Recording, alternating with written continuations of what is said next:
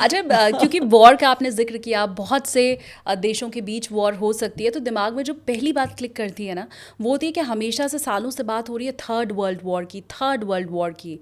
तो ये क्या आने वाले साल उतने भी भयानक हैं कि थर्ड वर्ल्ड वॉर हो सकती है?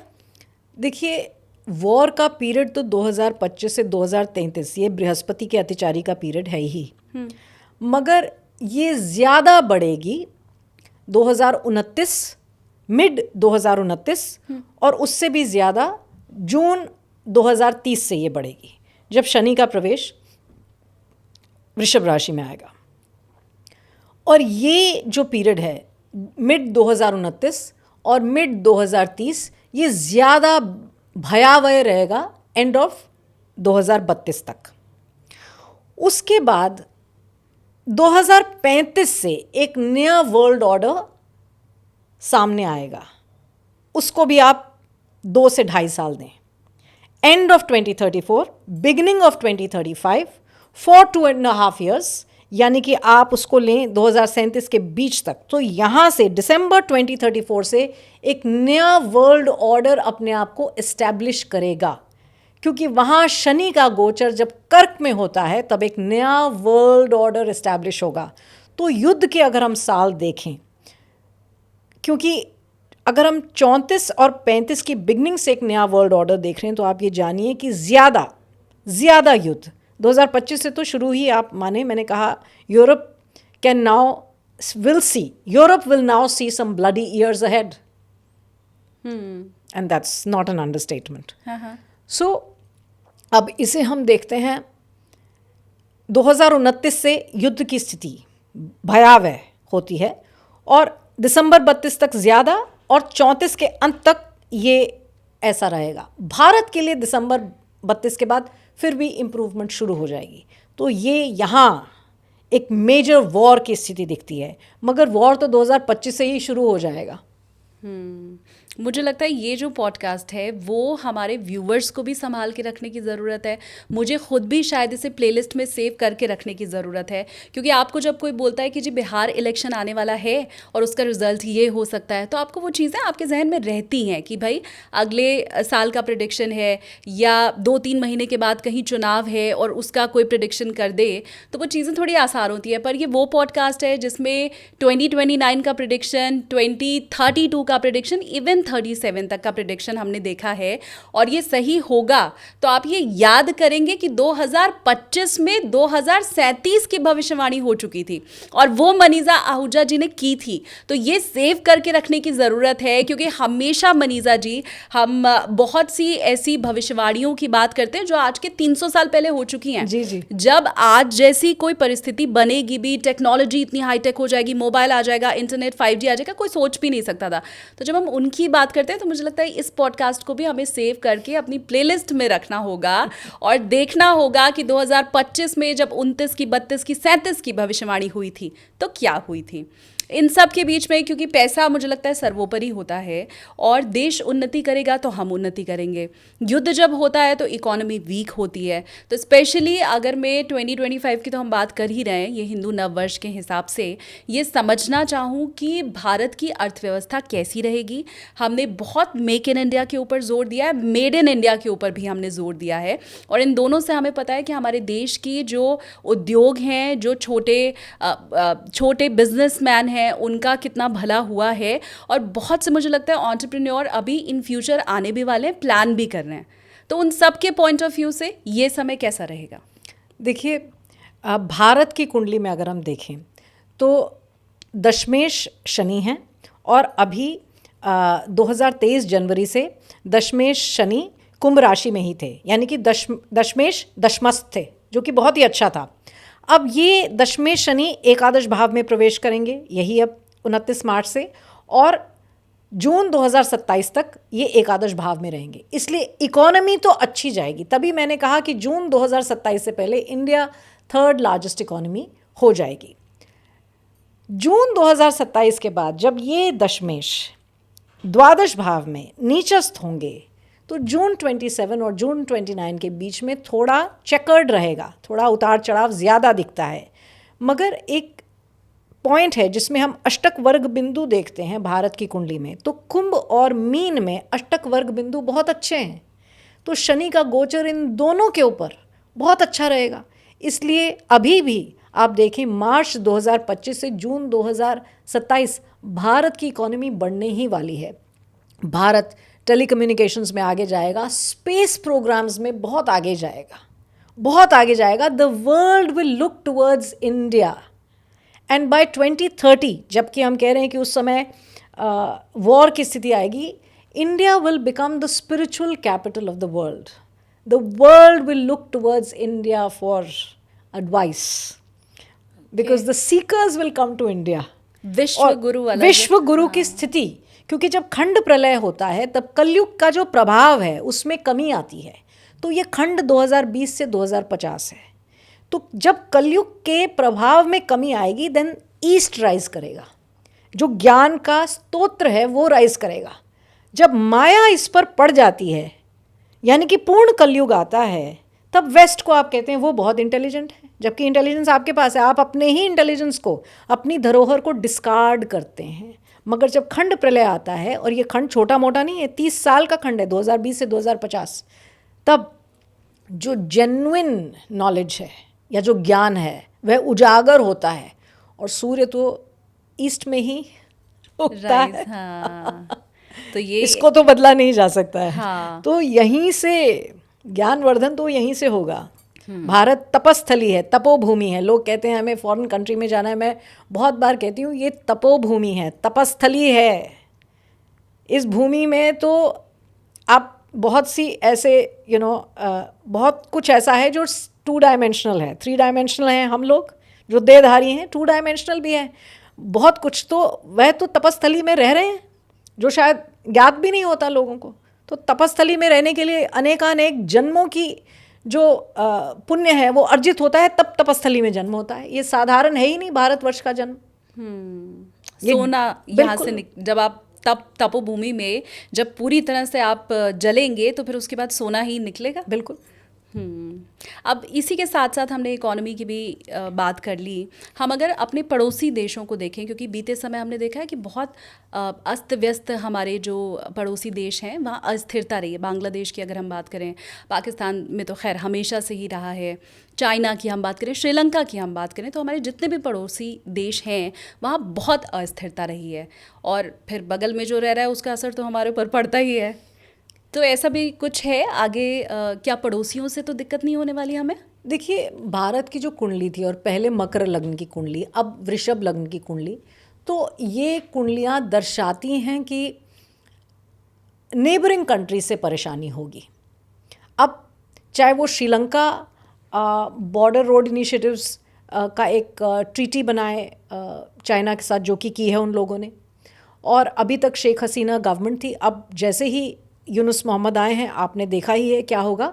अब ज़्यादा दिन यूनुस मोहम्मद वहाँ नहीं हैं, ये उनके शपथ ग्रहण करने के चार्ट से बताया जा सकता है। तो ये भी आप जान लीजिए कि ज़्यादा दिन यूनुस मोहम्मद बांग्लादेश को हेड नहीं करेंगे। It's just a matter of time. मगर बांग्लादेश में क्योंकि अभी भी अराजकता रहेगी, एक ऐसी स्थिति बनेगी कि India can March into Bangladesh. मगर डिप्लोमेटिक टाइज ऐसे रहेंगे कि हो सकता है मार्च नहीं करना पड़े, वो यूएस से प्रेशर आएगा और अपने आप से सॉर्ट आउट हो जाएगी सिचुएशन। मगर एक सोर पॉइंट रहेगा। फिलहाल हम ये कहें कुछ नहीं बहुत परेशान करेगा ऐसा नहीं होगा, मगर रोक दिया जाएगा। जो एक नेगेटिव फोर्सेस उठ रही हैं, जो यहाँ पर तो सेक्युलरिज्म की बात करती हैं पर वहाँ पर उनको सेक्युलरिज्म पसंद नहीं, उन फोर्सेस को समझा दिया जाएगा, तो वो तो रोक दिया जाएगा। आपने एक बहुत इंटरेस्टिंग बात की, मेक इन इंडिया और मेड इन इंडिया, वो यहाँ पर मैं कवर कर रही हूँ। चाइना जो कि एक मैन्युफैक्चरिंग नीश थी चाइना के पास, वो अब इंडिया की तरफ मूव करनी शुरू हो गई है।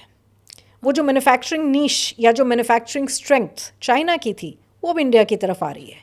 और make in India, made in India immense success देखेंगे, और यहीं से इंडिया अपने नेक्स्ट जो इकोनॉमिक लीप है वो लेगा और इकोनॉमी राइज करेगी, ये आप जानें। और चाइना की इकोनॉमी, ये डेकेड चाइना की इकोनॉमी उठती नहीं दिखती। तो आप ये कह सकते हैं कि ड्रैगन जो है वो बहुत सी जगहों में अपना अपना टांग फंसाएगा, मगर अब इकोनॉमी हम कहें चाइना की उठने वाली है ऐसा नहीं होगा, ठीक है।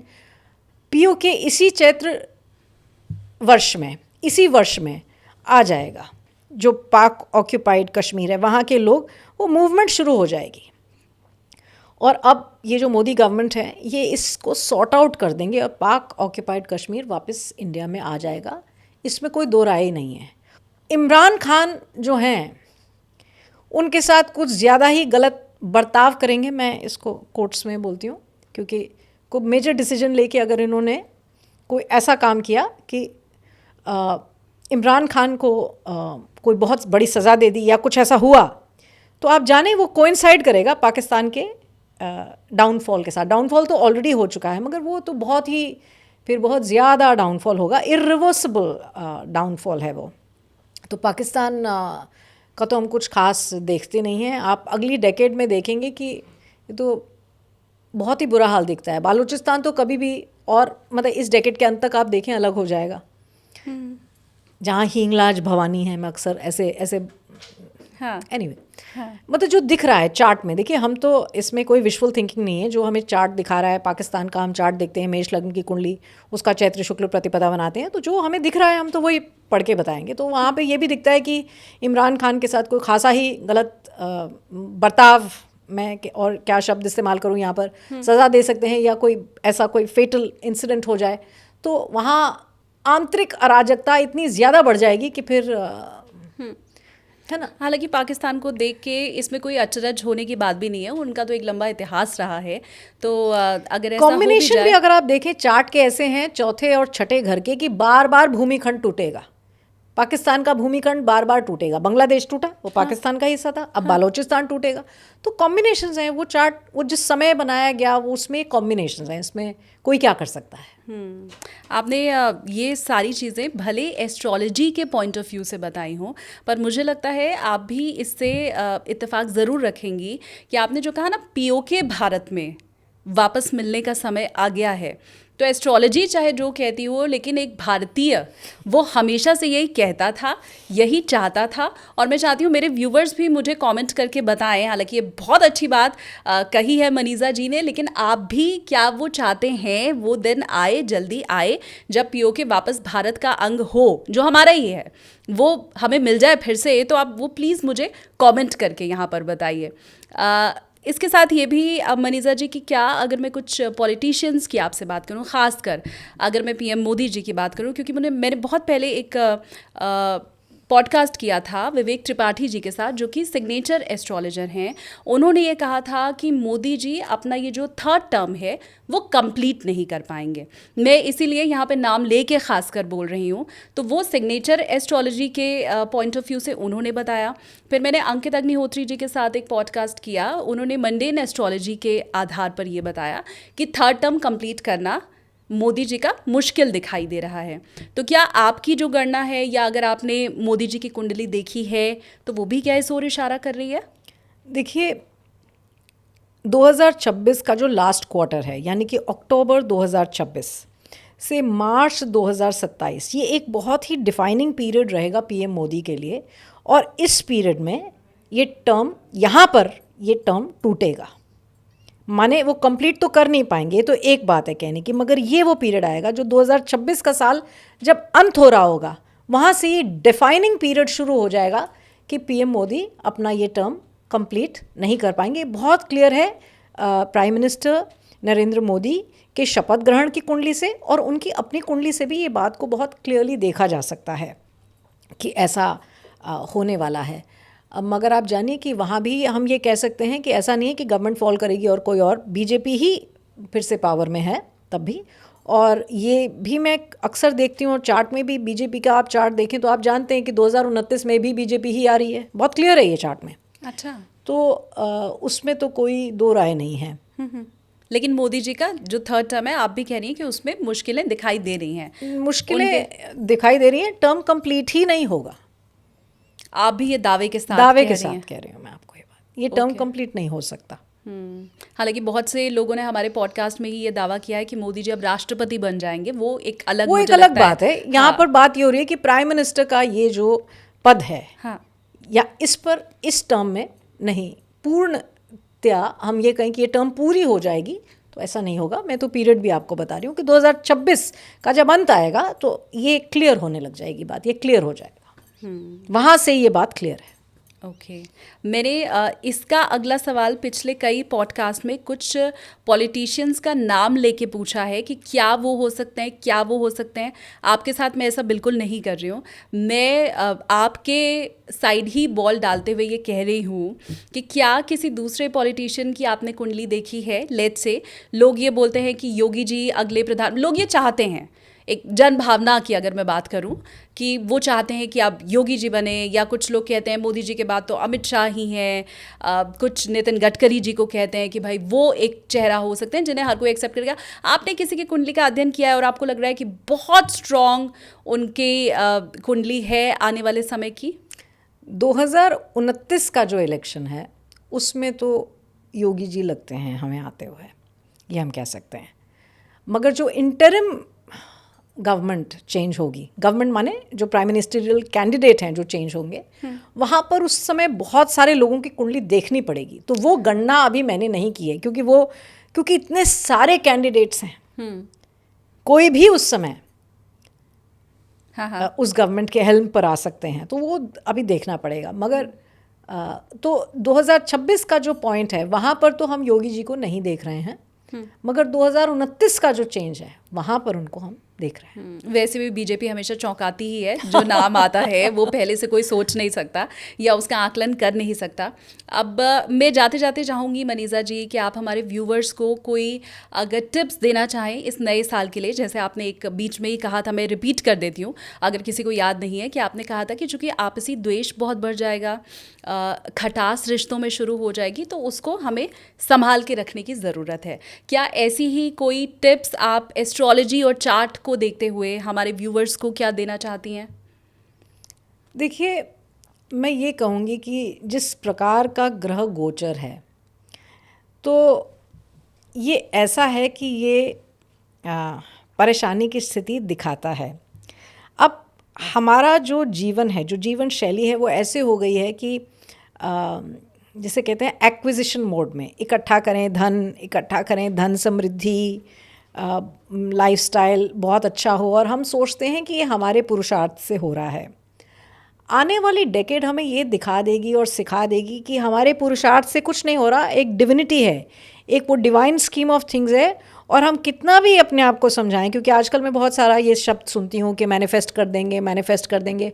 अगर इतना ही आप मैनिफेस्ट कर रहे थे तो फिर प्रारब्ध कर्म कैसे बता रहा है आपका कि ये होने वाला है। तो मैनिफेस्ट अगर करने की बात है तो फिर हम ये भी कह देते डिजीज़ नहीं होगा, हम मैनिफेस्ट ही कर देते डिजीज़ नहीं होगा। मगर दृढ़ प्रारब्ध के आगे सरेंडर करना ही पड़ता है। दृढ़ प्रारब्ध एक ऐसी चीज़ है जिसमें जब तब दान से आप कुछ हद तक छोटा मोटा डेंटिंग पेंटिंग कर सकते हैं, और वो भी ज़्यादा अदृढ़ प्रारब्ध में या दृढ़ प्रारब्ध में। दृढ़ प्रारब्ध को भोगना ही पड़ता है। तो आप सोचें कि आप यूनिवर्स की जो एक कॉन्शियसनेस है या जो ये एक एनर्जी फ्लो है, इसको बिल्कुल बदल देंगे क्योंकि आपने डिसाइड कर लिया है। तो आप जितनी जल्दी ये जानें कि आप कुछ भी नहीं हैं, आप सिर्फ एक रिफ्लेक्शन है उस परमात्मा की और एक इंस्ट्रूमेंट हैं, जितनी जल्दी आप ये जान लेंगे उतना आपके लिए आने वाला समय काटना आसान होगा, क्योंकि आपको पता लग जाएगा कि डिवाइन स्कीम के आगे तो लड़ाई की ही नहीं जा सकती। किस जगह भूमि कंप आ जाए, किसका एक्सीडेंट कहाँ हो जाए, क्या हो जाए, इसको रोका नहीं जा सकता। ये कैसे चलता है, inscrutable are the ways of destiny, inscrutable. इसलिए डिवाइन विल को सरेंडर ही करना पड़ेगा, उसे मानना ही पड़ेगा। आप ये कहें मेरे पुरुषार्थ से मैं दीन दुनिया बदल दूंगा, अपनी किस्मत बदल दूंगा, मैं मानती हूँ किस्मत आप ही के कर्मों का लेखा जोखा है, क्योंकि जो आपने पहले किया है वो कई बार आप इस बार भोगते हैं। मगर एक कॉस्मिक डांस है ये, शिव का नटराज रूप है ये, है ना, तांडव स्वरूप आ जाता है जब खंड प्रलय आता है। उसके आगे आप कहें हमारी और आपकी क्या विल है उसके आगे कि हम कह दें कि हम इसको बदल देंगे। वो तो जब स्वयं कालिका रौद्र रूप में आ जाएगी तो हम रोक नहीं सकते उसको, फिर तो विनाशकारी होती है। तो डिवाइन विल को सरेंडर करें, बहुत ज़्यादा मटीरियलिस्टिक ना हो जाएं, और ये जानें कि ये जीवन काल बड़ा ही कीमती है और इसको धन संग्रह करने में ही नहीं सिर्फ गंवाना है। धन संग्रह करिए, अपने परिवार को अच्छे से पालिए, कोई परेशानी नहीं है अगर आप मेहनत करते हैं, धन कमाते हैं, बच्चों को अच्छे से पालते हैं, उनको अच्छा स्कूल भेजते हैं, डू इट। बट इसी को सोच लें कि बस यही जीवन है और इसी में बस बैठ जाएं तो फिर कुछ निकल के नहीं आएगा। डिटैचमेंट थोड़ी रखनी पड़ेगी। वैराग्य कहने से नहीं आ जाता कि आप कहें कि मुझे विरक्ति आ जाए, मैं वैरागी हो जाऊं, क्योंकि ये तो एक आंतरिक स्थिति है जो अंतःकरण में उत्पन्न होती है। मगर ईश्वर का नाम लेने से कहीं ना कहीं वो आपको जगाएगा। आपकी एक स्थिति है जो एक आंतरिक स्थिति, वो उठेगी और आप सही राह पर मुड़ेंगे। आप सरेंडर करें डिवाइन विल को। बहुत ज़्यादा अहंकार में ना रहें, क्योंकि अहंकार बड़े बड़ों का टूट गया तो बाकी क्या चीज़ है।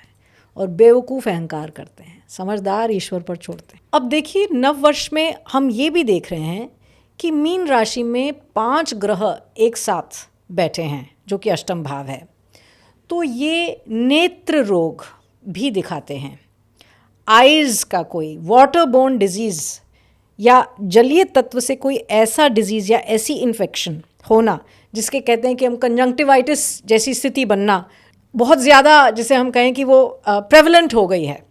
तो नेत्र रोग की स्थिति उत्पन्न होना, पित्तजनक रोगों का उत्पन्न होना और पॉइजनिंग, फूड पॉइजनिंग के केसेस बहुत ज़्यादा हो सकते हैं इस साल में।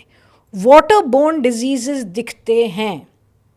तो ये हम जानें कि वैसे भी जब बृहस्पति अतिचारी होता है तो कोई ना कोई बीमारी बैठती है। मैं ये नहीं कह रही हूँ कि कोरोना आएगा, बिल्कुल नहीं कह रही हूँ, मगर डिजीज़ की स्थिति, वाटर बोर्न डिजीज़ की स्थिति उत्पन्न होती है, जिसमें स्पेसिफिक मैं बोल रही हूँ नेत्र रोग,